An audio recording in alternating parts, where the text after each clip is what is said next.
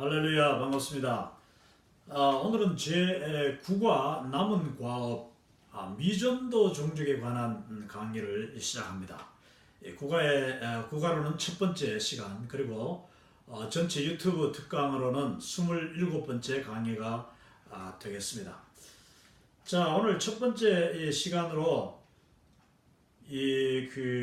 소개를 드리는데, 정헌범 선교사님, 지금 맨 우측에 계십니다만은 아주 위대한 사역을 하시는 제가 존경하는 선교사님이신데, 여기 어디냐 하면은 그 토론토 캐나다입니다. 캐나다 동부에 있는 큰 도시죠. 뉴욕에서 바로 위로 올라가면 있는데, 이 토론토에서 다민족 사역, 그래서 이름이 이 선교단체 이름이 캐나다 모자이크 크리스천 얼라이언스, 그래서 CMCA. 아주 정말 그 캐나다 토론토에는 제가 2번 다녀왔고 이제 세미나를 거기서 우리 2번 했습니다만은 정헌범 선교사님도 강의를 물론 하셨는데, 여기는 굉장히 다민족적인 그런 지역입니다. 캐나다가 미국보다도 뭐 거의 더 다양한 나라들로부터 그 이민들, 특히 난민들을 지금 받아들이고 있고, 또 그 난민들이 주로 이제 서부의 밴쿠버하고 동부의 이 토론토로 캐나다가 오는 사람들 오는데, 이 토론토에 오는 난민들, 여기 보면은 중국 사람들 뭐 난민이 아니라 일단 그 홍콩이 그 영국에서 중국으로 넘어가면서 일단 많이 그 이민을 왔고요, 부자들. 그리고 또 이제 미얀마, 뭐 또 저기 이란, 이라크, 뭐 아주 정말 다양한 나라들, 방글라데시, 이런 그 다민족 사람들이 이제 거기 밴쿠버에 사는데, 이 목사님은 그 다민족들을 통합하고 연합하고 자기가 섬기지 않고, 사실 그분들이 따라옵니까? 그 수십 개의 그 민족들을 하나로 만들어가지고 저렇게 동력하고, 여기 보니까 이제 그 다민족 목회자들이 같이 모여서 수련회도 하고 같이 기도하고, 또 그분들이 섬기는 교회가 연합하여 예배드리고 찬양드리고 축제도 하고, 아주 정말 놀라운 사역을 하시는데, 그 소개를 드리려고 제가 사진을 먼저 보내드립니다. 오늘 이 국가 강의 자체가 또 미전도 종족, 남은 과업 이야기이기 때문에 너무나도 어울리죠. 여기 우리 킴미션의 또 사역 멘토이신 임재량 목사님 중간에 저기 또 계시고요. 그리고 그 CMCA의 웹사이트를 제가 지금 여기 표시해 놨는데, 꼭 한번 들어가 보시면은 이 사역의 아름다운 모습을 여러 가지 전략적으로 배울 것이 많습니다. 그리고 또 그곳에 있는 여러 그 다민족 사회에 여러 가지 현재 일어나고 있는 기도 제목들, 좋은 일들, 힘든 일들 많이 있습니다. 같이 또 기도해 주시면 감사하겠습니다. 그 다음 이 사진 역시 지금 이 CMCA가 하고 있는 그 연합 사역 그 모습의 사진 모습인데, 제가 이제 소개를 드리고요. 이 people making 이 globe라는 말을 지금 여기 하면서, 이게 바로 모자이크 아닙니까? 모자이크라는 게 뭐 다른 게 아니고, 우리 다민족 이야기를 할 때 모자이크라는 말 이야기 말합니다. 모자이크라는 것은 아주 그 여러 다른 모양, 다른 색깔의 그 조각들을 같이 잘 이렇게 연결함으로써 하나의 작품이 되는 거죠. 완성된 작품이 되는. 한 조각이라도 그게 없으면은 그냥 그 그림 자체가 완성이 안 되는 거죠. 하나님께서 우리를 이 하나로 만드셨습니다. 그리고 하나님이 우리를 만드시고 너무나도 보시기 좋았더라. 그러면서 우리 한 영혼 한 영혼뿐만 아니라 우리 한 민족 한 민족을, 모든 민족을 다 구원하시기를 원하시고, 모든 민족으로부터 영광 받으시기를 원하시고, 모든 민족으로부터 하나님은 찬양 받으시기를 원하시고 예배 받으시기를 원하시기 때문에, 우리에게 이 모든 족속으로 제자를 삼고 아버지와 아들과 성령의 이름으로 세례를 주고 내가 너희에게 가르친 것을 지키게 하라고 예수님이 우리에게 명령하셨습니다. 자, 그래서 이 모자이크 사진을 제가 보여드리고요. 자, 그리고 이 국가부터는 이제 전략적인 관점으로 넘어가기 때문에 국가 이후로는 이제 전략적인 관점과 이 cultural perspective, 문화적인 관점이 같이 이렇게 사실 섞여 있다고 볼 수 있습니다. 그래서 이제 공부 그때 하면서 제가 이거는 문화적인 관점이다. 또 전략적인 관점에서 이런 것을 우리가 배우자 그런 이제 내용을 이야기할 텐데 이 국가는 물론 여러 가지 문화, 뭐 다양한 민족들에 대한 이야기도 나오긴 합니다만은 일단 전략적으로 어떻게 우리에게 아직 그 미완성된 남은 과업이 무엇이며 그리고 또 그 남은 과업의 주된 타겟 그룹인 이 미전도 종족에 대한 이야기들을 많이 하게 될 것입니다. 그래서 이제 전략적인 어떤 이야기들이 이제 이 책에 많이 나와 있는데 특별히 제가 그 피터 웨그너 박사 지금 이제 몇 년 전에 돌아가셨습니다. 벌써 뭐 연세가 많았죠. 84세인가로 돌아가셨는데 이 어른이 제가 이제 1997년도 페사디나 캘리포니아에 이제 처음 훈련받으러 왔을 때에 그 당시만 해도 이 플러 신학교에서 이분이 그 성경을 가르치고 또 이 피터 웨그너 박사가 그 당시 아주 뭐 굉장할 때입니다. 그때 이제 스피리추얼 매핑이라고 해서 이제 영적인 지도 또 영적인 이제 스피리추얼 워페어, 영적 전쟁 이런 부분들을 이번에 아주 그 성령의 놀라운 은혜 가운데서 하셨는데 이 지성인이 그러니까 학자로서 평생 가르쳤던 분이 그 말년에 자기 학문을 뛰어넘는 그야말로 성령의 은혜에 완전히 휩싸여 살았던 분이 이 피터 웨그너 박사였습니다. 그래서 심지어는 뭐 이 은사 쪽으로 특히 성령론을 싫어하고 성령의 은사를 제한하고 또 믿지 않는 그런 우리 많은 분들이 그런 분들이 참 많이 계십니다. 저는 뭐 그분들을 존중하긴 합니다만은 같지 않다는 것은 다르다는 것은 제가 분명히 말씀드리는데 성령을 믿지 않고 성령의 은사, 성령의 역사가 초대교회 사도행전에서 멈춰버렸다 하는 분들은 온전한 크리스찬이라고 할 수가 없습니다. 아직까지 정말 딱한 분들이에요. 그거는 이 화석화된 기독교를 믿겠다 하는 것밖에 되지 않습니다. 기독교는 분명히 살아있고 성령님이 지금도 동일하게 역사하십니다. 예수 그리스도는 어제나 오늘이나 영원토록 동일하시고 그 예수 그리스도의 영, 성령이 바로 누굽니까? 예수 그리스도의 영이고 또 주의 영이고 하나님의 영입니다. 그 성령님은 분명히 살아계시는 거예요. 성령님은 우리가 성령이라고 부르면 안 돼. 성령님이에요. 인격적인 신이요. 바로 보혜사시고 예수님이 이 승천하시면서 당신 대신에 우리에게 보내주신 보혜사 성령님은 나 대신에 오실 그분이라고 했습니다. 그 성령님이 지금도 어제나 오늘이나 영원토록 동일하게 역사하시는 것을 저는 믿습니다. 그리고 제가 이제 서울의 총신신대원을 이제 다 졸업했는데 이제 신학대학원 들어갈 때 뭐 1학년 들어가면 다 이제 조직신학하고 이제 가장 기초적인 그런 것을 이제 공부하는데 놀랍게도 그 총신신대원의 그 조직신학을 가르치는 분 중에서 성령론을 가르치는 분이 그분이 뭐 사실 조직신학 삼위일체 뭐 여러 가지 가르치셨는데 그 교수님 중에 차영배 교수님이라는 분이 계셨습니다.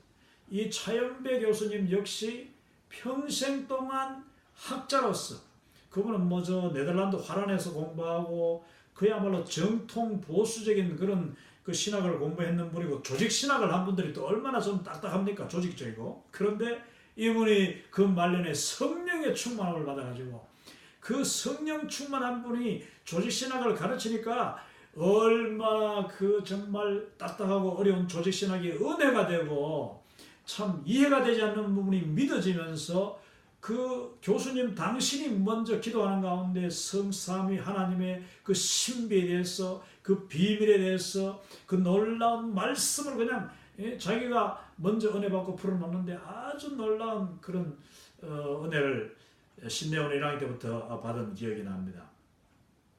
그리고 난 뒤에 제가 한 10년 뒤에 다시 이제 이 플러에서 그 우연히 청강, 저는 플러를 뭐 졸업하거나 하지도 않았습니다만 청강을 그때 이 피터 웨그너 박사가 너무나도 유명한 분이 탁월한 그 당시 소문난 분이기 때문에 제가 찾아가서 강의를 들었는데 피터 웨그너 박사가 바로 그렇게 충만한 분이었습니다.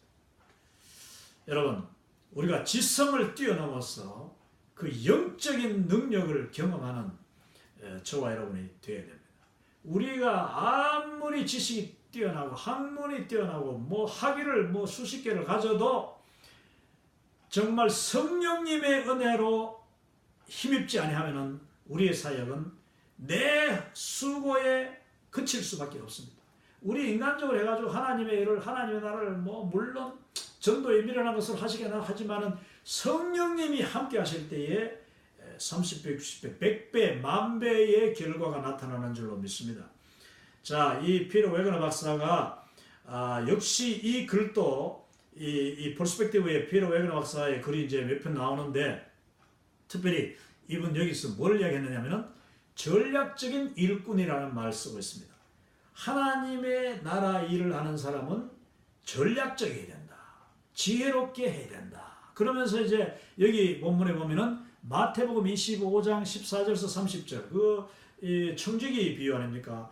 이제 5달란트, 2달란트, 1달란트 받았던 그 청지기들의 비유를 이제 들면서 그 피터 웨그너 박사는 청지기는 주인으로부터 그 주인의 일을 맡은 자이기 때문에 주인이 원하는 대로 그리고 주인이 계획한 대로 주인이 의도한 대로 그 주인의 의중을 잘 알아서 지혜롭게 주인에게 유익이 되도록 그리고 주인에게 성공을 가져올 수 있도록 주인에게 그 부의 성공을 가져올 수 있도록 일을 해야 된다. 그러기 위해서는 청직이라는 것은 전략적으로 해야 되지 뭐 땅속에다 파묻어 가지고 그냥 1달란트 묻어 놓은 사람 같이 묻어 놓는다든지 이렇게 하면 안 된다.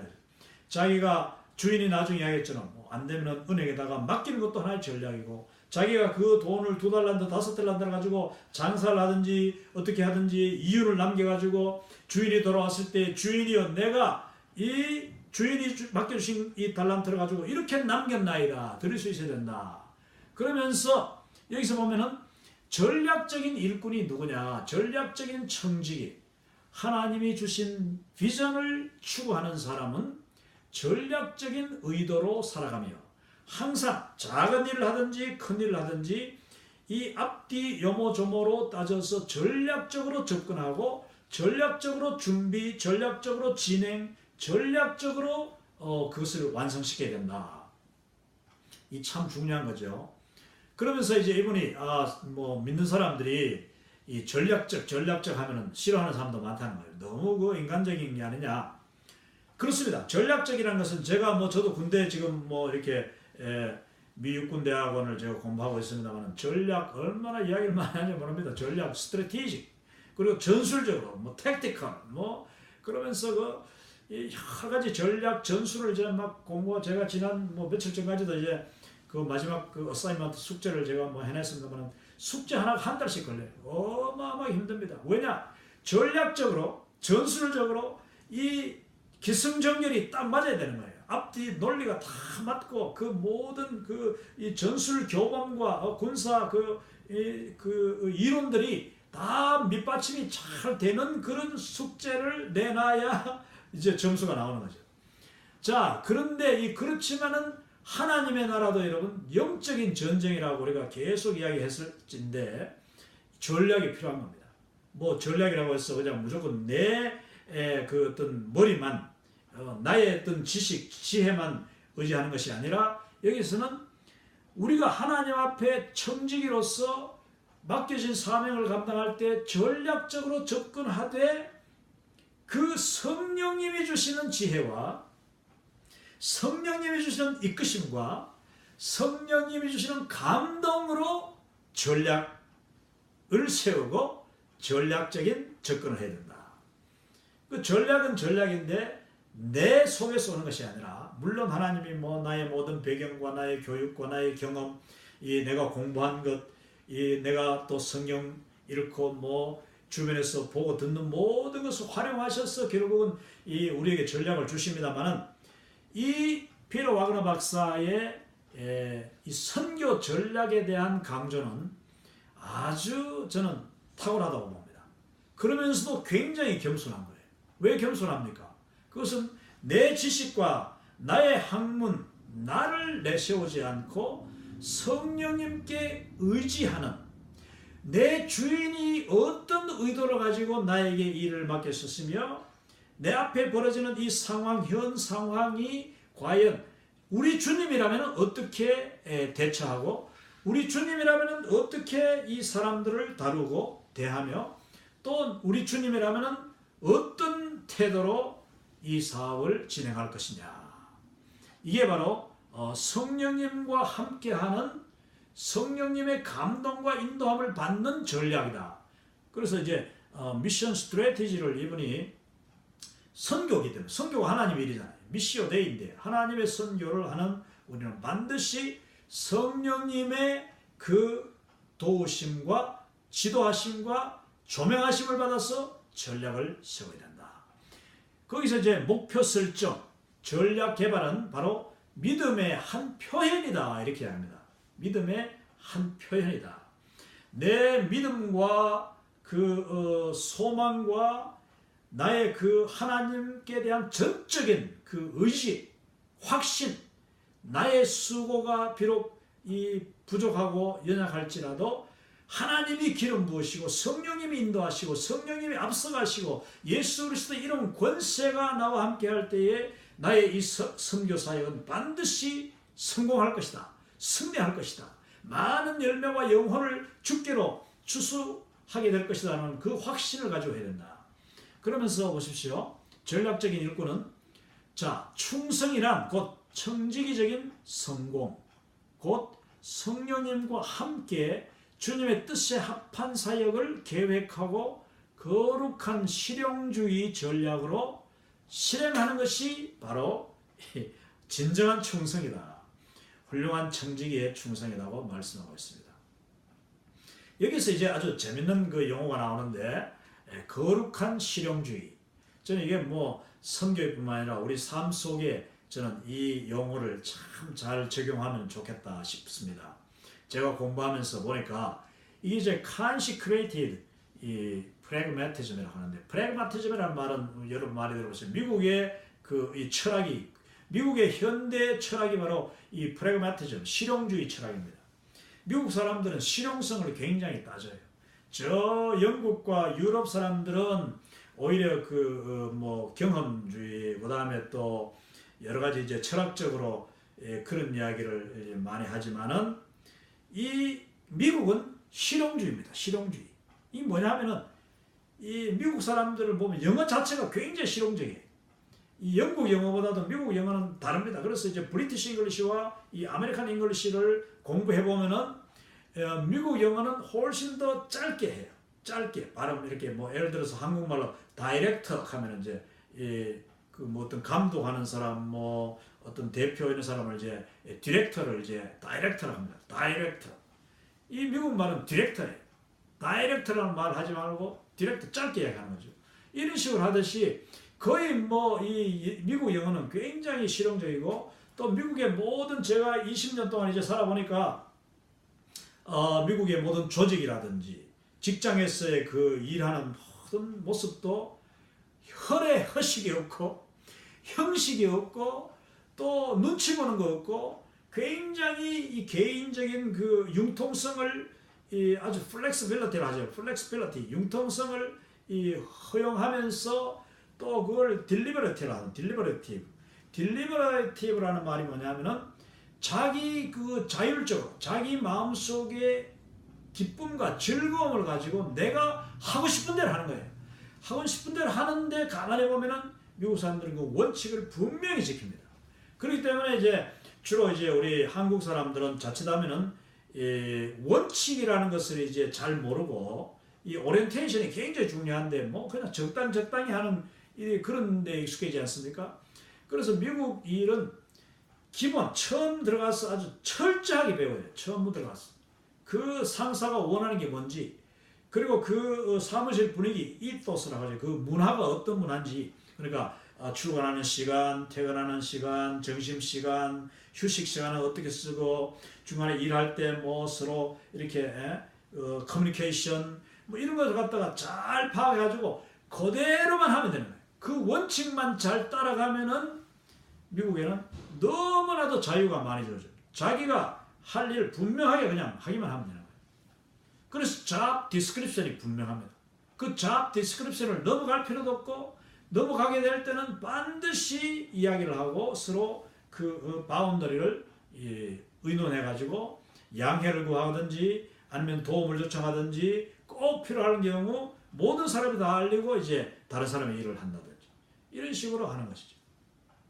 자, 이게 바로 이제 실용주의인데, 이 피터 웨그너 박사는 선교에 있어서도 실용주의를 하지. 이렇게 만약에 실용주의를만 이야기해버리면 이게 어떻게 됩니까? 또 미국 또 뭐 문화 제국주의 뭐 하면서 이제 또 미국에 뭐 잘하는 이렇게 나오잖아요. 저도 지금 이야기하고자 하는 것이 미국의 실용주의가 좋기 때문에 그걸 선교에다 곧바로 뭐 이렇게 그 어플라이 해야 된다 하는 뜻은 전혀 아닙니다. 여기 나오는 이야기 뭐냐면은 consecrated, 이게 뭐냐면은 아주 그 하나님 앞에 드려진, 또 거룩해진, 성화시킨, 그러니까 sacred라고, sacred. 이 실용주의는 실용주의인데 하나님 앞에 드려진 실용주의. 하나님의 그 목적과 하나님의 영광과 그 말씀이라는 기준, 하나님의 그 진리, 신학, 그 기준에서 벗어나지 않는 실용주의다, 이 뜻입니다. 그걸 더 쉽게 이야기하면 성령님의 감동하심을 받고 성령님의 감독함과 조명함과 인도함을 받는 실용주의.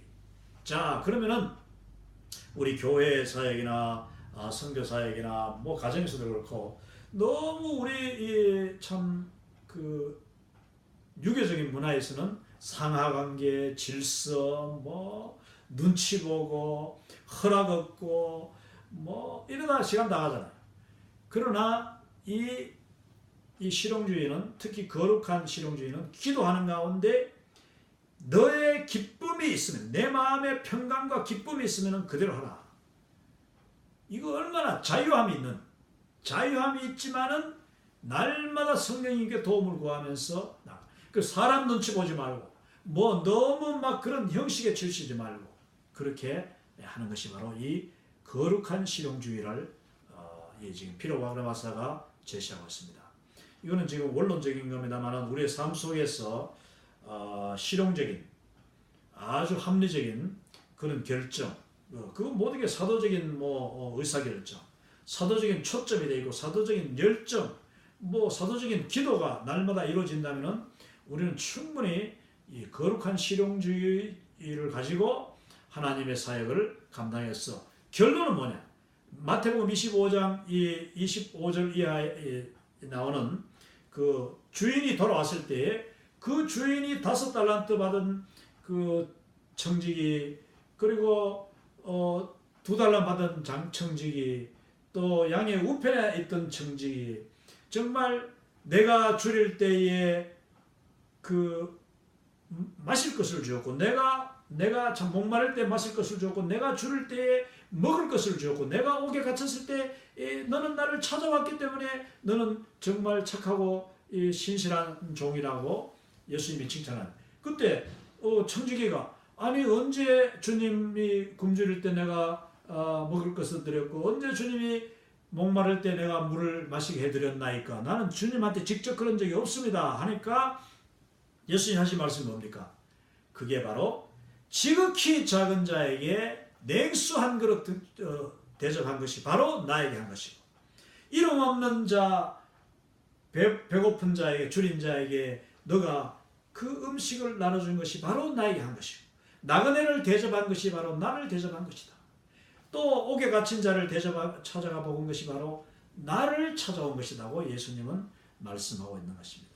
그게 어떻게 가능합니까? 우리가 물론 뭐 인성이 뛰어나고 또 인간적인 그런 훌륭한 성품을 가지고 할 수도 있지만은 성령님의 감동하심과 성령님의 그 아름다운 이 열매가 충만한 사람들은 정말 사랑의 열매, 온유의 열매, 자비의 열매, 양선, 모든 절제, 인내, 그런 아름다운 그 열매들이 우리의 삶 속에 맺히게 되는 거예요. 그러니까 성령님의 인도하신다, 성령님의 감동하신다라는 것이 바로 거룩한 실용주의다.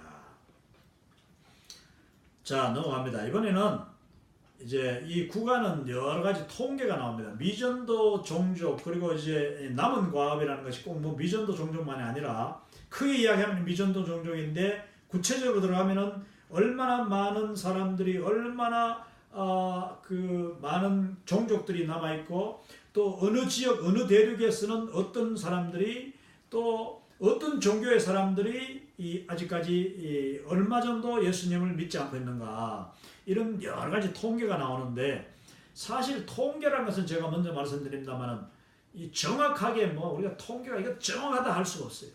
통계는 어디까지나 참고해야 됩니다. 참고. 왜냐? 통계는 뭐 거의 다 틀린다고 해야 돼요. 왜냐하면 계속 세월이 흐르고 있고 지금 일들이 벌어지고 있는데 통계가 정확할 수, 이그젝하게 통계가 나온다는 것은 말도 안 되는 거거든요. 그렇기 때문에 거의 뭐 통계는 이 숫자에 너무 여러분 그 얽매이지 마시고, 그러나 참고하고 대강 지금 어디쯤 있다 하는 것을 알기 위해서 우리가 통계를 사용하는 것입니다.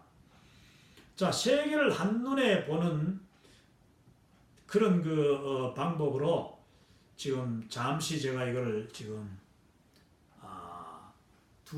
세계 통계 2개를 하는데, 첫 번째 여기 제목이 뭐냐 하면은 그리스도인 기독교를 믿는 신자들이 여전히 세계 여러 종교 그룹 가운데 가장 많은 그룹을 차지한다. 가장 큰 그룹이다. 그래, 기독교인이 세계 종교 가운데 여전히 가장 많다. 그렇지만은 they are declining in Europe. 유럽에서는 기독교인의 수가 감소하고 있다. 이거는 뭐 그냥 감소하는 정도가 아니라 그냥 내리막길 미끄러지고 있을 정도로 감소하고 있습니다. 그래서 유럽에서 다 까먹는 거예요. 이 미국, 뭐 그다음 남미, 아시아, 아프리카에서 막 그냥 부흥운동으로 열심히 이 선교가 되고 있는데, 유럽과 호주 뭐 이런 나라들이 그냥 이 예수 믿는 사람들이 점점 타락하고 죽고 새로운 사람 믿지 않고 교회는 텅텅 비고 이렇기 때문에 이제 기독교가 성장을 지금 그쪽에서 많이 까먹고 있는데, 자, 여기 보면은 2015년도에 이 통계입니다. 여기 보니까 세계 인구가 지금 오늘 나중에 나옵니다만 오늘 인구가 77억이에요. 77억 얼마인데 그 중에서 크리스찬이 23억입니다. 23억. 그리고 무슬림, 이 회교를 믿는 이슬람 교도가 지금 18억, 뭐 19억이라고 하고 18억. 또 이제 어떤 뭐 그 종교 소속이 없는, 그러니까 왜 그 무교 이런 사람들이 12억, 힌두교가 11억, 인도를 중심으로 뭐 이렇게 11억, 또 부디스트, 불교가 지금 5억이고, 또 여러 가지 민속 종교 이게 folk religion이라는데, 민속 종교가 왜 뭐 샤머니즘, 뭐 무당들, 뭐 나무신, 뭐 태양신 뭐 하는 그런 종교가 이제 4억, 그 엄청난 거죠. 또 이제 그 외에 다른 종교가 약 1억 정도. 또 Jews라는 말은 이제 주이시들, 유대인들이 지금 약 그 1,000만, 유대인이 1,000만이나 된다고 지금 되어 있습니다. 그리고 이제 이걸 좀 더 넘겨보면은 그래서 이제 통계가 왼쪽에 나오는 이 둥근 그 도표에서는 크리스찬의 이제 퍼센티지가 지금 31.2%, 또 힌두교도가 15%, 또 이제 뭐 무교 16%, 무슬림 24%. 이렇게 지금 나옵니다.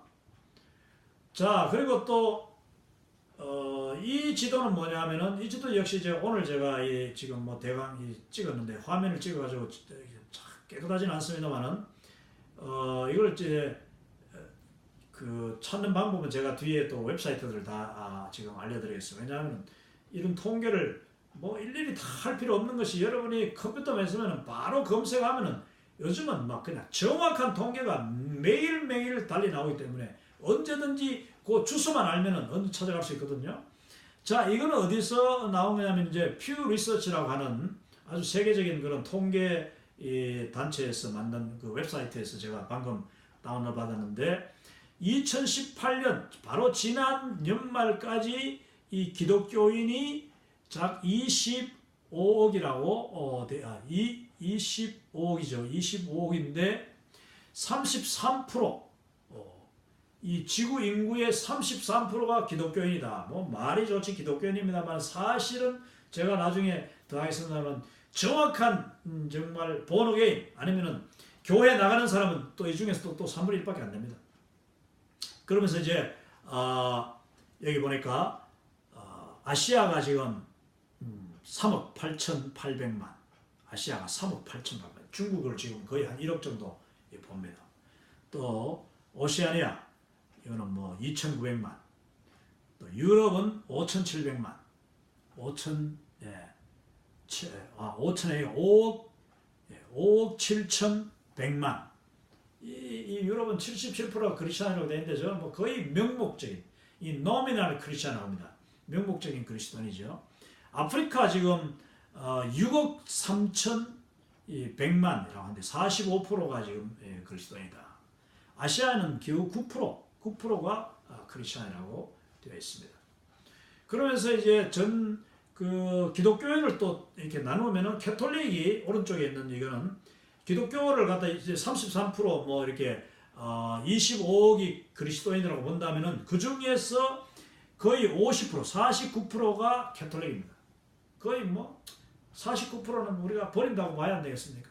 그러니까 그 49%는 이름만 크리스천이지만은 우리가 복음화해야 되는 크리스천. 예수님을 모르거나 아니면 예수님을 알아도 십자가는 들고 다녀도 예수님을 믿지 않고 엉뚱한 것을 믿고 눈에 비늘이 쓰여 있는 그런 참 안개 속을 헤매는 것 같은 우리의 형제들, 이 캐톨릭 형제들. 그 중에 물론 구원이 전혀 없는 건 아니라고 봅니다. 제가 그 중에서도 구원 있는 사람들을 제가 봤습니다만 아주 극소수고 이 캐톨릭 기독교 전체 인구의 50%가 캐톨릭이니까 그들을 우리는 어떻게든지 정말 예수님을 믿을 수 있도록 소개하고 제가 병원 사역, 미국 병원 사역을 통해서 가장 활발하게 하고 있는 저의 주 사역이 바로 이 샌안토니오, 뭐 전체 인구의 65%가 이 히스패닉, 그러니까 라티노인 이곳에 천주교인이 제가 보니까 거의 절반 이상 뭐 천주교인이에요. 그런데 그 사람들이 병원에 가면은 천주교인이 거의 한 3분의 2 정도 된다고 봐야 됩니다. 그 사람들이 그런데 요즘은 신부가 모자라고 미국에 신부가 없습니다. 그래서 병원에 찾아올 신부가 아무도 없어요. 그러니까 뭐 아무리 병원에서 죽어가도 교회에서 안 찾아오는 거죠. 그러다 보니까 이제 저를 이제 이 웰컴 영접해가지고 저의 기도도 받고 또 제가 또 말씀을 전하면 말씀 듣고 저는 또 이렇게 어노인팅 기름도 발라주고 하니까 막 너무너무 좋아하는 겁니다. 그들을 저는 병원에서 예수님을 증거하고 복음을 증거하고 이 사도신경을 한 구절 한 구절을 같이 읽으면서 그 구절을 설명해주고 그 천주교인들이 원래 사도신경 외우는데 그 내용을 그냥 안 믿는 거예요. 그래서 그런 이제 복음을 증거하고 있는 일을 하고 있습니다만은 자, 전 세계 기독교인 25억 중에서 거의 12, 13억이 천주교인입니다. 그리고 프로테스탄트, 우리 개신교가 22%밖에 되지 않습니다. 또 인디펜던트, 이거는 뭐 여러 그 이제 뭐라고 해야 되나, 저거는 심지어 여기는요 여호와의 증인, 뭐 안식교 다 들어가 있어요 지금. 그런 좀 이제 작은 소수의 그런 그 단체들, 이단들이죠. 우리로서는 분명히 이단인데 기독교 범죄에 넣어놓습니다. 아까 그러니까 이 기독교 뭐 이렇게 정의가 뭐냐 이렇게 해놨는데 보니까 그 다 넣어놨어 지금. 별별 뭐 하여튼 예수님 이름만 뭐 사용하면 다 넣어놨어. 몰몬교 다 넣어놨. 그러니까 여러분 이 중에 뭐 프로테스탄트 22%가 그래도 조금 참 예수님에 대해서 복음에 대해서 제대로 듣는다고 볼 수 있는데 그 중에서도 또 그 본어게인 되고 거듭난 그리스도인이 또 뭐 얼마 되겠습니까? 여기다 이제 맨 밑에는 이제 오토독스 이제 정교회죠. 뭐 그리스 정교회, 러시아 뭐 정교회, 또 뭐 에티오피아 정교회 이런 여러 그 정교회들이 있는데 그 숫자가 약 12% 이렇게 보고 있습니다. 좀 더 한 번 더 한국말로 제가 이거는 이제 그동안 쓰던 건데 11년도 거라서 조금 이제 시간이 지났습니다만은 자 8년 전에 전 세계 종교별 인구 여기 보면은 무종교 아까 이제 그 뭐 없다 하는 거죠. 이게 13%, 개신교가 11%라고 되어 있습니다. 이거는 전체 인구, 세계 전체 인구의 11%가 개신교인데 11%. 천주교가 역시 더 많습니다. 개신교보다 많죠. 전체 인구의 15%. 그러니까 77억의 인구 중에서 천주교는 거의 뭐 7억 7천, 8억 뭐 한 거의 9억 정도 안 되겠습니까? 상당히 많은 거죠. 8억 5천, 9억 정도 된다는 거. 근데 뭐 천주교는 뭐 거의 뭐 자, 정교, 유사 기독교가 이제 유사 사이비를 이제 유사 기독교라고 할 수 있죠. 이단들, 유대교, 중국 종교. 중국의 이제 여러 뭐 조상신이 있었고 뭐 중국의 참 그 도교 뭐 이래가지고 중국 사람들이 뭔가 이제 믿는다 이거죠. 예수님 믿지 않는 사람들이 요즘 돈도 있고 하니까 막 중국 사람들 가는 데마다 다 뭐 이렇게 그 가게 앞에다가 이렇게 뭘 이렇게 신상을 채워놓고 있습니다. 중국 사람들이. 참 이게 이제 5.98%, 힌두교가 13% 됩니다. 상당하죠. 인도가 뭐 워낙 많고 하니까. 불교 7%, 이슬람교 22%. 주요. 이슬람교가 단일 종교로는 가장 많은 겁니다. 뭐 개신교, 우리는 천주교, 개신교를 사실은 떼놔야 되는데 이슬람교가 저들은 22%, 거의 23%. 자, 그 밑에 빨간 글씨로 pewforum.org 데이터 하면은 여러분이 이 pewforum에 들어가면은 이제 pew research 단체에서 만들어내는 온 세계, 특별히 종교적인, 신앙적인, 뭐 온갖 인구 통계, 나라별, 뭐 대륙별, 종교별 다 나옵니다. 여러분 꼭 한번 활용하시고 도움되면 좋겠습니다. 자, 그리고 이제 이번 그 국가의 그 핵심 그 용어 중에 하나가 이 미전도 종족이라는 말을 많이 씁니다. 이제 미전도 종족. 이 말을 다른 말로 하면 이제 미접촉 종족이라도 해요. 요즘 미전도라고 해보니까 전혀 복음을 한 번도 들어보지 않은 사람들인가 이렇게 이제 오해하기 쉽기 때문에 사실 미전도 종족이라는 말은 복음을 한 번도 안 들어본 사람이 아니고 어떤 종족이 있다면은 그 종족의 소수의 사람들이 복음을 들었을지라도 그 소수의 사람들이 아직까지 교회가 있어도 심지어 그 소수의 교회, 소수의 사람들이 그 종족 자체를 자기들이 나서서 독립적으로 막 전도하고 적극적으로 해가지고 이제 복음화 시킬 만한 그런 역량이 독립된 교회가 세워지지 못한, 그러니까 그 정도 독자적으로 전도할 만한 힘이 없는 종족을 이제 미전도 종족이라고 합니다. 이걸 unreached people이라고 해요. unreached. 이게 아직까지 덜 미쳤다. 복음이 참 덜 갔다는 거죠. 자, 우리 한국 사람들이 가장 알아듣기 쉬운 미전도 종족, 미접촉 종족, 그것도 세계에서 가장 큰 미전도 종족 중에 하나가 바로 일본입니다. 일본이 여러분, 일본이라는 나라가 지금 인구가 뭐 1억 6천인가, 1억 2천인가, 1억 2천인데, 제가 숫자가 한 번씩 자꾸 틀리는 경우가 있어요. 여러분 이해하시기 바랍니다. 제가 이제 나중에 딱 이렇게 자막으로 다시 또 틀린 부분을 고쳐드릴 텐데, 예를 들어서 지난 시간에 그 8과 마지막 시간에 제가 킹 제임스 버전, 킹 제임스역, 그러니까 성경, 그거를 갖다 흠정역이라고 하는데, 흠정역 성경의 그 완성된 해를 제가 1620년이라고 제가 이야기했어요. 나중에 보니까 왜 내가 1620년에 했는지 모르겠어. 그건 1611년도에 흥정력, 그 킹 제임스 버전이 성경이 완성이 되고 배포가 됐습니다. 그게 1611년이에요. 근데 제가 1620년. 지금도 지금 일본 이야기를 하면서 일본 인구는 1억 2천만 조금 넘습니다. 한국의 지금 인구가 거의 5천만 정도, 남한이 5천만, 북한이 한 2천만 정도 이렇게 되는 걸 알고 있는데, 한국의 거의 이 배가 되는 게 일본이죠. 자, 일본이라는 나라가 어마어마한 나라입니다, 여러분. 큰 나라고 단일 민족이잖아. 굉장히 큰 나라인데, 이 일본이라는 일본 족속이, 자, 예수님을 믿는 비율이 지금 0.1%만 2%밖에 되지 않습니다. 0. 그러니까 전체 1%가 안 된다니까. 1%면 얼마입니까? 1억 2천에 1%면 120만 명이 되어야 되는데 일본의 성도들이 120만 명이 안 된다는 거예요. 여러분, 정말 참 안타까운 일입니다.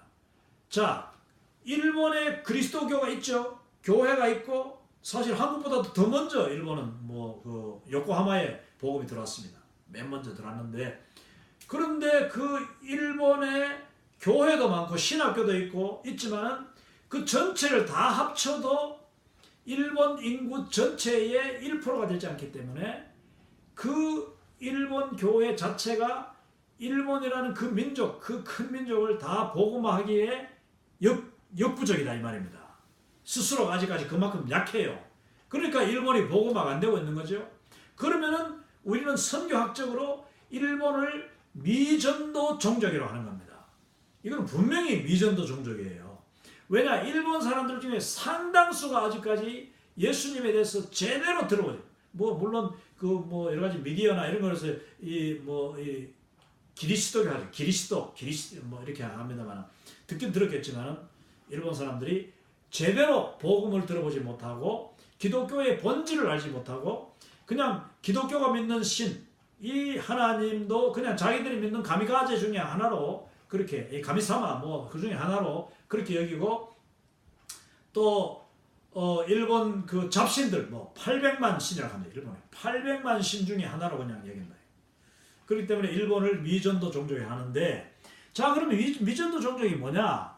여기서 미전도 종족 집단으로서 unreached people 그룹 해가지고 해당 종족 집단에게, 그러니까 스스로 복음을 전할 수 있는 그리스도인들의 토착 공동체가 아직 형성되지 않은 종족 집단이라. 그러니까 2% 이하까지, 1%가 아니라 2% 이하의 그리스도인이 있으면은 그 인구에, 그러면은 그건 아직 미전도 종족이라고 우리는 일컫는 것입니다. 일본을 위해서 기도합시다. 우리가 일본이 정말 불쌍한 나라죠. 그렇게 똑똑한 사람들이 어떻게 참 복음에 대해서 그렇게 세상에 오픈되어 있는 나라치고 사회주의, 무슬림, 공산주의 다 빼고 나면은 유일하게 일본이라는 나라가 오픈되어 있고 복음에 열려 있는데도 불구하고, 그러니까 신앙의 자유가 있는데도 불구하고 복음이 지금 1%가 되지 않는 미전도 종족에 속하는 나라가 일본입니다. 그게 바로 우리 한국의 가장 가까운 이웃입니다. 자, 여기 보면은 이제 제가 배를 타고 제가 선교지를 다닐 때에 국제 OM 선교회 둘로스선을 타고 제가 사역할 때 저기가 바로 파푸아뉴기니입니다. 파푸아뉴기니를 영어로는 PNG 줄임말로 파푸아뉴기니 해서 PNG를 하는데, 그 파푸아뉴기니 수도에서 이제 한 두세 시간 이렇게 바닷가 따라가다가 그 어떤 해변 마을에서 한 이틀 동안 자면서 그 마을 사람들을 대상으로 이제 복음을 전도하고, 그러니까 그 교회, 그 마을에 교회가 하나 있어요. 그 교회에 이제 우리가 같이 동력하면서 마을 신방도 하고 이렇게 했는데, 이게 뭐냐면 바로 해안 마을이다 보니까 수상 가옥이 아주 많이 발달되어 있는 나라가 이 파푸아뉴기니입니다. 꼭 수상, 그러니까 물가에 아니더라도 파푸아뉴기니 사람들, 여러분 그 영화 피스 차일드를 나중에 보시면 알겠습니다만은 피스 차일드가 결국은 파푸아뉴기니의 다른 부분인 이리안자야, 그러니까 그 인도네시아의 이리안자야 쪽인데 같은 섬이죠. 그러다 보니까 이제 같은 양상인데 컬처 같은데 이분들은 집을 어떻게 짓냐면은 숲속에 살아도 나무 위에다가 집을 짓든지 아니면 말뚝을 받아가지고 그 위에다가 집을 짓습니다. 그래야지 이제 뱀이라든지 뭐 해충 이런 그 벌레들, 짐승들이 이제 집 위에 못 올라오게 그렇게 높게 삽니다. 저 위에 지금 보십시오.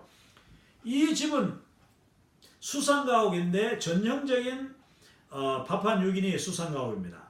이 바다 역시 밀물과 썰물이 있어가지고 아침에는 물이 그 이제 쫙 빠져나갔다가 이 저녁에는 물이 가득 들어옵니다. 그래가지고 이 지금 이 다리가 이게 길이 저 위에 길이 저 앞에 있는 집이 약 150m, 200m 되는 그러니까 해안에서 아주 먼 집인데 저 집이 이 동네에서 가장 부잣집이고 가장 깨끗하고 가장 잘 사는 집이기 때문에 저하고 그때 미국 자매 아주 뚱뚱한 자매하고 인도네시아 자매하고 또 미국 형제 하나하고 4명이 저기서 이제 잤습니다.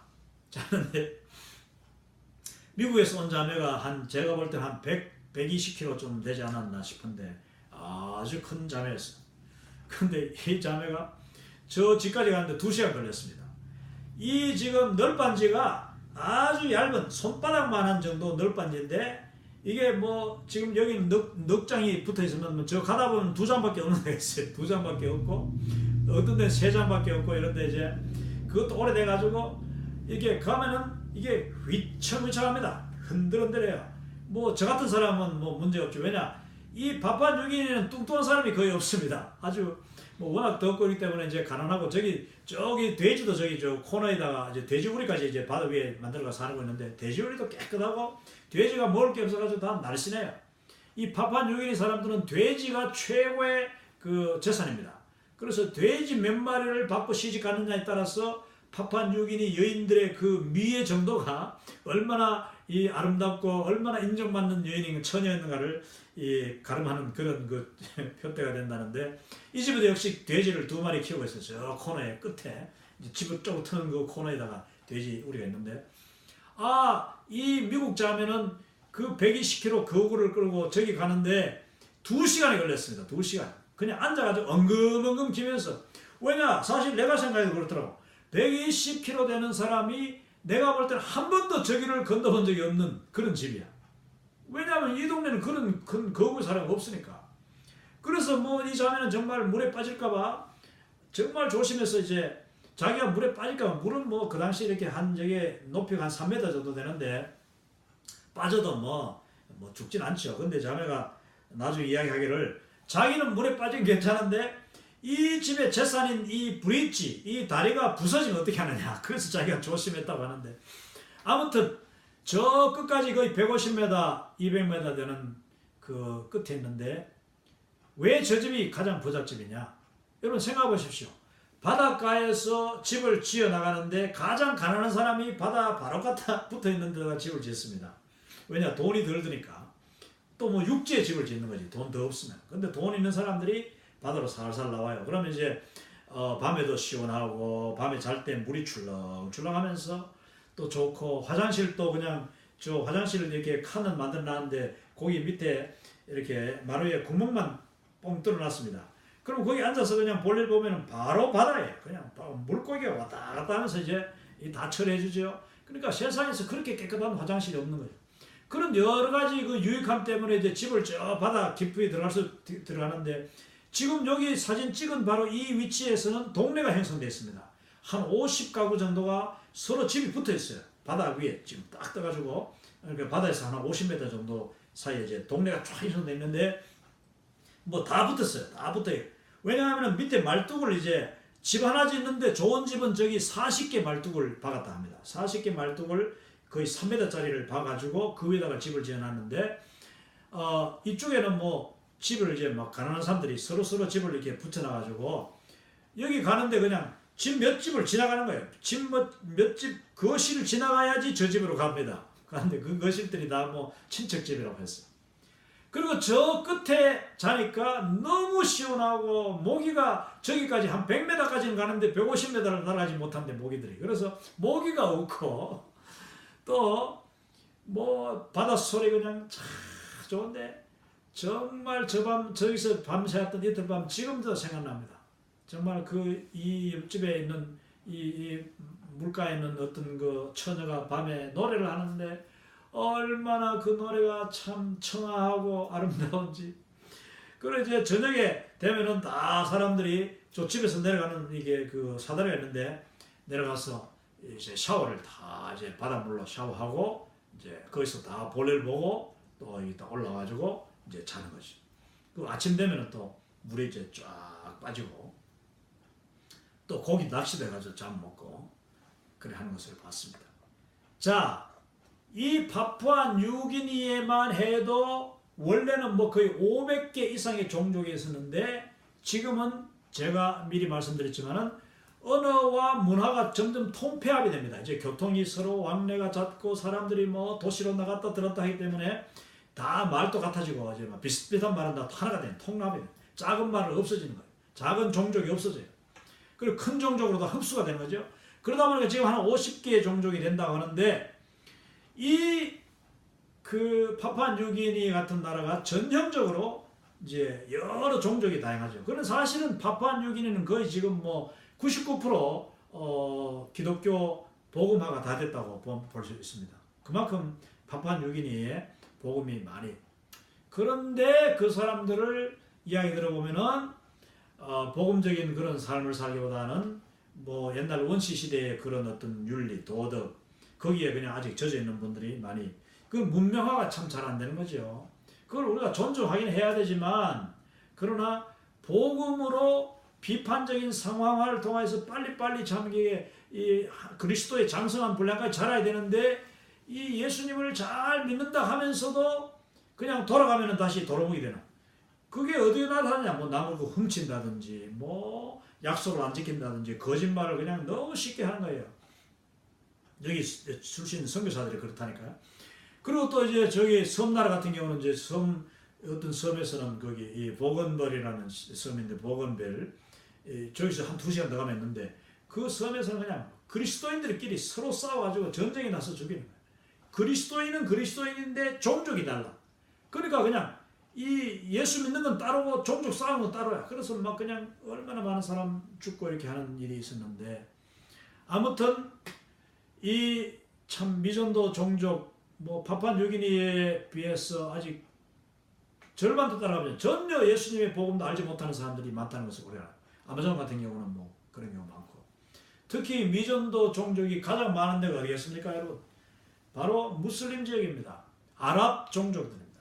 그러니까 저 아랍, 사우디아라비아, 뭐 예멘 그 안에 들어가면 종족이 수도 없는 거예요. 어마어마한 거죠. 저기 또 크루드족, 뭐 터키, 시리아 이런 산지, 이란, 이라크 산지들 이런 데 가면은 정말 복음은커녕 기독교에 대해서 전혀 모르는 사람들이 너무 많습니다. 자, 그런데 여기 지금 오른쪽에 보시면은 랄프 윈터 박사와 브루스 코크는 이제 이분은 학자는 아닌데 뭐 저하고 친구라고 할 수 있는데 나이도 비슷하고 이분이 지금 브루스 코크가 바로 이제 이 그러니까 월드 글로벌 퍼스펙티브 디렉터입니다.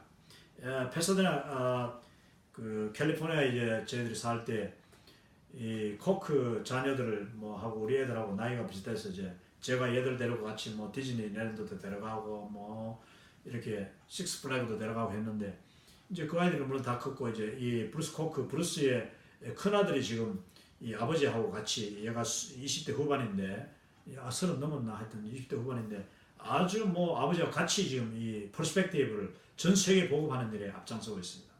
이 브루스 코크는 아주 말이 없고 점잖은 사람인데 랄프 윈터 박사를 거의 20대부터 따라다니면서 같이 사역하고 그에게 더 배우고 지금은 뭐 거의 이제 퍼스펙티브의 이제 권위자가 된 거죠. 근데 이 두 분이 이제 쓴 책이 이 국가에 아주 그 상당한 분량을 남은 과업 과업의 완수 이런 내용들을 지금 쓰고 있습니다. 했는데 여기서 이제 finishing the task라는 이 아티클에서 할 수 있는 최적의 지금이야말로 우리가 살고 있는 이 시기야말로 이 과업을 완수할 수 있는 최적의 시기다. 그러니까 제가 하는 말 우리가 죽지 않고 예수님이 내가 죽기 전에 예수님이 재림해버리면은 복음이 땅끝까지 이르러버리면은 정말 우리는 죽음을 보지 않고 예수님의 재림을 맞이할 수 있다는 겁니다. 이 말이 그냥 헛소리가 아니에요. 여기도 보니까 이 랄프 힌터 박사는 뭐 안타깝게도 몇 년 전에 돌아가셨습니다만 이 브루스 코크 같은 경우는 벌써 아마 자기가 쓴 이 말 그대로 이 하나님이 우리에게 맡겨주신 이 명령이 이 위임 명령이 끝을 향해 가고 있다. Finishing the task라는 그 시점에 와 있다. 그래서 지금이 바로 역사의 전환점이 될 수 있다. 역사의 전환점. 사실은 인간적으로 제가 늘 이야기하지만은 이 통계를 쭉 보면은 아직까지 그 무슬림이 뭐 20 몇 프로예요. 무슬림이 20 몇 프로.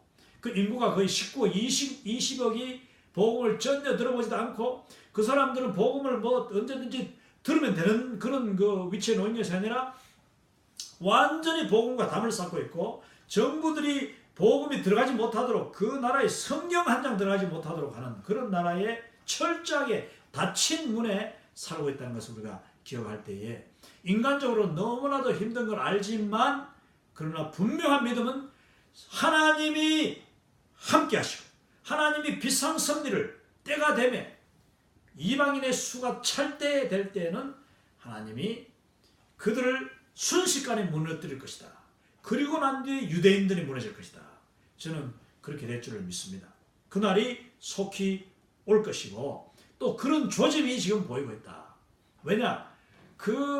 이슬람 지역 외에 다른 미전도 종족들이 지금 엄청나게 빠른 속도로 주께로 돌아오고 있기 때문이다. 이제 곧 이제 여러 가지 제가 이론적으로 그 이유를 근거를 이야기하겠습니다. 그러면서 우선 할 수 있는 대로 이 미전도 종족을 위한 전방 개척 선교라는 말씀입니다. 이 프론티어 이제 파이어니어링 이제 처치 플랜팅인데 전방에 나가서 교회를 개척하는 사역을 활발하게 해야 된다. 그게 뭐냐면은 교회가 있는 곳에 자꾸 선교사가 가면 안 된다. 기독교가 이미 들어와 있는 곳에 선교사들이 자꾸 중복 투자하고 중복 파송하고 그렇게 할 게 아니라 주님의 시기를 주님의 날 그 예수 그리스도의 재림을 앞당길 수 있는 방법은 이투와 이뚜리 선교를 활발하게 해야 된다. 이투와 이뚜리라는 게 뭐냐면은 자기 문화하고 전혀 다른 문화 속으로 들어가는 거죠. 그러니까 미국 안에 살더라도 전혀 아까 지금 그 토론토 캐나다가 자유주의 국가 아닙니까? 그런데 토론토에 지금 난민들이 이 아랍 그 무슬림들이 막 쏟아져 들어온다고 합니다. 그럼 그들 속에 들어가서 방글라데시 사람, 이라크 사람, 이란 사람 그들을 대상으로 막 그냥 복음을 전하고 또 그 가운데 조그마한 교회라도 있으면 그 교회를 가서 집중적으로 도와줘서 교회가 막 성장하도록 하고 또 개인 가정 이 방문해서 전도하고 이렇게 함으로써 이제 그게 이투가 될 수 있는 거예요.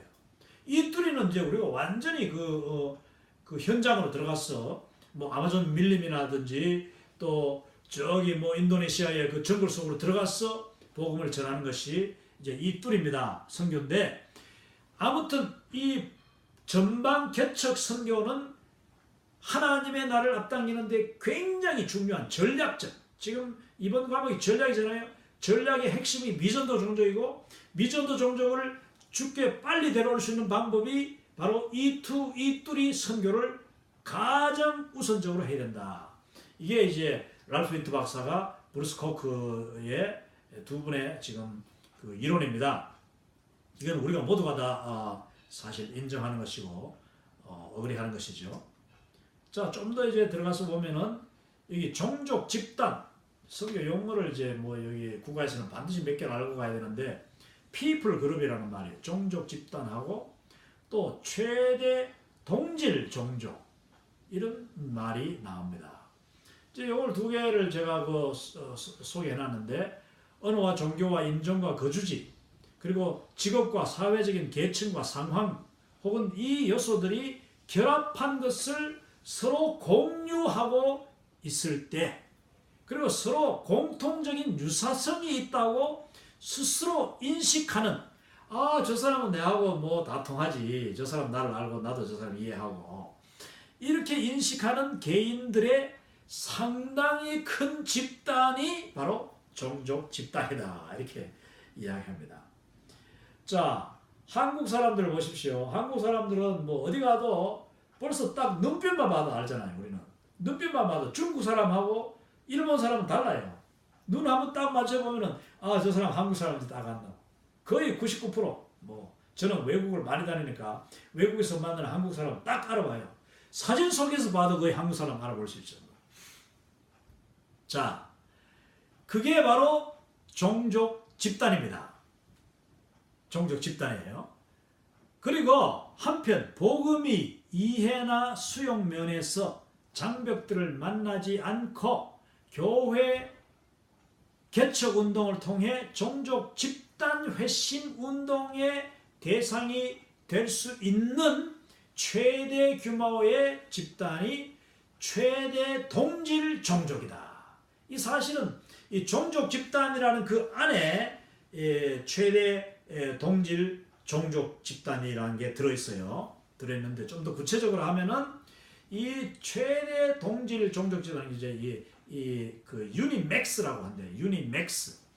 유니맥스 피플이라고 하는데, 유니라는 말이 서로 같다는 뜻이거든요. 같다. 그리고 맥스라는 말은 최대로 같다는, 같기는 같은데 최대한 같아.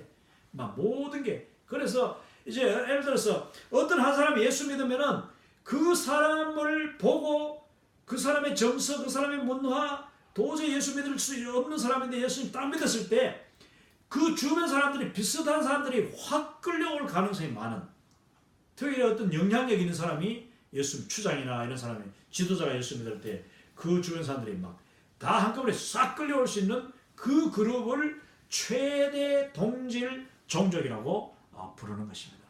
이 최대 동질 종족이라는 말은 뭐와 연결해서 우리가 쓰는 말이냐? 종족 집단 안에서도 특별히 이 종족 people movement, 이 동족 회심 운동, 종족 전체가 막 그냥 예수님께로 다 몰려오는, 어떤 지도자가 예수님을 믿으면은 처음에는 막 반항하고 저항하고 핍박하다가 어느 정도 성경이 역사하고 어떤 그 중요한 터닝 포인트가 일어나면은 그 집단 전체가 확 끌려와서 전체가 다 회심하는, 이걸 이제 people movement라고 해요. People movement to Christ. Unimax peoples for people movement to Christ. 예수님께로 그 종족 전체가 다 이렇게 갈 수 있는 그 맥시멈을 최대 동질 종족이란다. 여기 이제 그 종족 집단 속에 네 가지로 나눠요. 이제 네 가지 개념, 또 성경 접근법이라고 하는데, 이게 뭐냐면 첫 번째 보면은 주요 문화권. 이게 뭐냐면은 이거는 뭐 우리가 다 알다시피 이미 다 아는 불교 문화, 뭐 유교 문화, 또 이슬람 문화, 뭐 힌두교 문화, 이런 식으로 이제 주요 문화권입니다. 이 7개 주요 문화권이 있어요. 그런 문화권으로 내가 가느냐, 이거는 너무 방대한 거죠. 그러니까 선교사로 파송을 준비할 때에 내가 과연 어디로 갈 거냐? 첫째, 힌두교 쪽으로 가냐? 아니면 이슬람 쪽으로 갈 거냐? 아니면 중국이라는 저쪽으로 갈 거냐? 뭐 이런 식으로 그 어떤 큰 그걸 이제 정하는 거죠. 이거는 그렇게 중요하지 않고 여기서 그쳐서는 안 된다. 선교 접근할 때 적당히 해가지고 가면 안 돼. 거기 간들도 얼마나 다양한데. 두 번째 우리가 포커스를 초점 맞춰야 될 게 뭐냐면은 언어와 인종학적인 종족. 언어와 인종이 ethno linguistic people 해가지고 ethno, 그 사람들과 그들이 쓰는 말이 또 같거나 비슷한 쪽으로 들어가는 것이 일단은 나의 선교가 굉장히 효과적으로 이제 아름답게 열매 맺을 수 있는 그런 게 보일 때 가야 된다는 거예요. 그걸 이제 알아가 가야 됩니다. 그러면 내가 말을 처음 배운다면 과연 나의 나이 그리고 나의 언어 그 linguistic ability 언어 능력 뭐 이런 거 여러 자기가 알잖아요. 내가 지금 가면은 몇 년쯤 하면은 말을 배우겠다. 아니면 말도 뭐 일본 말은 저같이 예를 든 나이 든 사람은 일본이나 중국이나 좀 더 가까운 데 가야 되겠죠. 근데 내가 만약 이 나이에 전혀 말도 다른 생소한 그런 뭐 지역으로 가서 말 배우겠다 하면 훨씬 더 고생하겠죠. 이게 이제 성교 접근법 중에서 반드시 언어와 인종학적인 그런 종족을 잘 이렇게 구별해 가지고 가야 됩니다. 세 번째는 사회적인 종족을 우리가 또 이렇게 고려해야 됩니다. 이 세 번째, 네 번째는 아주 구체적으로 이제 들어가는데 사회적인 종족이라는 것은 뭐냐면 선교를 들어갈 때에 어떤 그 젊은이들끼리 뭐 사회적으로 그룹끼리 모이는 또래 집단 아니면은 또 직장 같은 사람들, 직업이 같은 사람들, 뭐 인도 같은 경우는 그 사회 종족이라면은 천민이면 천민, 또 계급이 따로 있잖아요. 그 계급마다 뭐 아니면 내가 선생님들을 대상으로 전도할 것이냐, 아니면 교도소를 가서 죄수들을 대상으로 전도할 것이냐, 뭐 아니면 시장에 가서 장사하는 사람들을 시장 바닥에서 그 아이들을 대상으로 할 것인지, 아니면 시장하는 사람들을 상업하는 사람을 할 것인지, 이런 식으로 사회적인 어떤 그 아주 특정한 그룹을 자기가 결정하는 것이 정말 중요하다. 이렇게 이게 지금 이야기하고 있습니다. 여러분 막연하게 이건 뭐 아무것도 모르고 그냥 일단 비행기 타고 가고 보자. 이거는 옛날 하는 말. 지금은 그래 가면 안 돼요. 사전에 다 준비도 하고 사전에 최대한 자료도 모으고 또 말도 할 수 있으면 배우고 이래가지고 가야지 빠른 시일 내에 복음의 열매를 거둘 수 있다. 선교의 열매를 거둘 수 있고 뿌리를 낼 수 있다. 이거 정말 중요한 겁니다. 그러면서 마지막으로 고려해야 되는 게 가장 중요한 게 뭐냐면 우리는 그런 사도적인 야망을 가져야 돼요. 이게 뭐냐?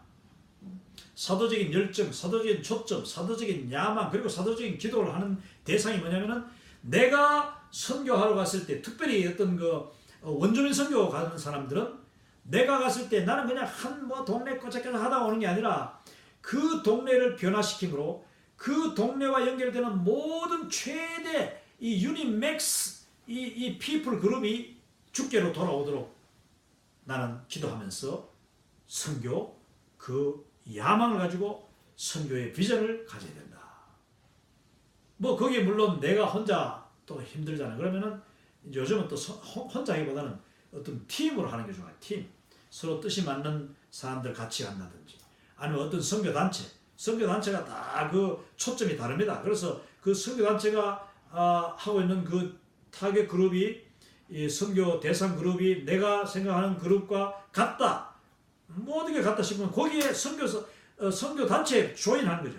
그러면은 내가 가서 맨땅에 해당하기보다는 먼저 가 있는 선교사들을 도와가지고 내가 팀의 한 부분으로 일원으로서 사실 훨씬 더 일도 쉽고 효율적이고 또 더 큰 일을 할 수 있게 된다 하는 것입니다.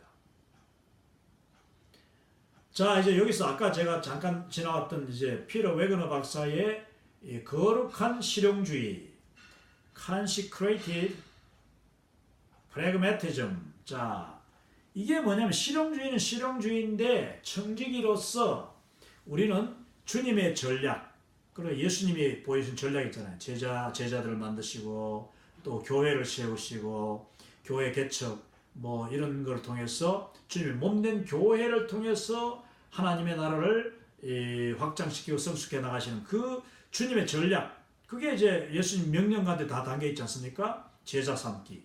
자, 그 전략을 따라서 성령님께 순종하고 간구함으로 실용적인 전략을 성령님의 인도하심으로 세워나간다. 그게 이제 모든 환경을 고려하고 실용적이고 합리적인 그런 주변 모든 것, 내가 가지고 있는 나의 재능, 나의 그 지식, 나의 배경, 나의 경험, 이걸 최대한 해서 이제 세워나가는 것이 거룩한 실용주의 선교다. 이 정말 중요합니다. 너무 율법적으로, 너무 뭐 그냥 형식에 구애받아가지고 고리타분하게 그렇게 하면 안 됩니다. 또 융통성 있게 이 본질이 변질되지 않는 거예요. 본질이 변질되면 안 되는 거지. 비본질적인 거 가지고 너무 싸우고 치고받고 양보 안 하고 고집 부리다가 자기 혼자 그냥 꼬장꼬장 그 아무것도 연합도 못 하고 자기 혼자 뭐 참 그렇게 하는 분들도 있잖아요. 그거 참 안타까운 일이죠. 교회도 그렇고. 자, 그래서 성령님의 여기서 미전도 종족, 도시 그리고 모든 국가 이 중요합니다. 미전도 종족을 먼저 맞추고 그리고 할 수 있으면 도시에도 요즘 미전도 종족이 많기 때문에 더 많은 열매를 효과적으로 하기 위해서는 도시도 아주 중요한 전략적인 그런 타겟으로 삼아라. 또 모든 국가라는 말은 그 국가별 이 통계라든지 여러 연구 기본 그 연구 자료들을 잘 활용해서 내가 그냥 아무 나라 덜렁 가는 게 덜컹 가는 것이 아니라 정말 필요한 내가 필요한 나와 맞는 그런 나라에 우리가 전략적으로 가야 된다. 그래서 전략적인 접근과 성령님의 능력으로 선교 동력을 삼는 그래서 미션 파워라고 했습니다. 선교 동력이 미션 파워인데 그게 뭐냐? Ministering in the Spirit. 성령님 안에서 사역하는 것을 이게 바로 선교의 힘이다. 예배가 선교의 힘이라고 했습니다만 사실은 바로 그렇죠. 성령님 안에서 우리가 동력을 얻는 것이 그게 가장 지혜롭고 성령님의 권능으로 하는 것이지. 아니 성령은 제쳐놓고 성령은 이미 끝났다 하면서 내 그냥 힘껏 하면은